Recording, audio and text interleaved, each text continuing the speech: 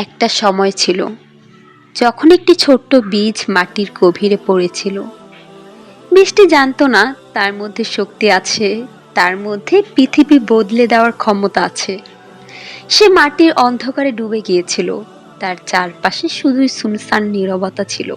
তখন কেউ যদি তাকে জিজ্ঞেস করতো, তুমি কি জানো তুমি কি হতে চলেছ, সে হয়তো বলতো, না আমি জানি না, কিন্তু আমি অপেক্ষা করছি। তারপর শুরু হলো মাটির নিচে অন্ধকার এক অবিরাম লড়াই। পৃথিবী তার উপর চাপিয়ে দিল শত দুঃখ, শত আঘাত। কিন্তু সেই বীজ জানতো এত কিছুর পরেও এতে কোনো শেষ নেই।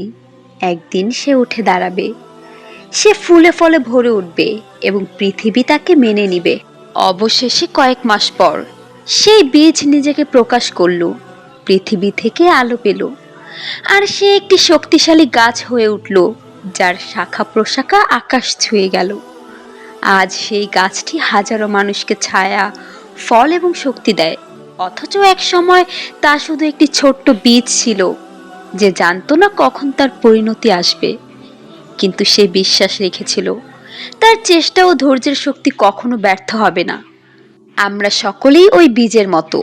আজ হয়তো তোমার জীবন অন্ধকার, একাকিত্ব, কষ্ট, যেমন বীজটি ছিল মাটির তলায়। কিন্তু তুমি জানো, তুমি আল্লাহর রহমতে একদিন ফুলে উঠবে।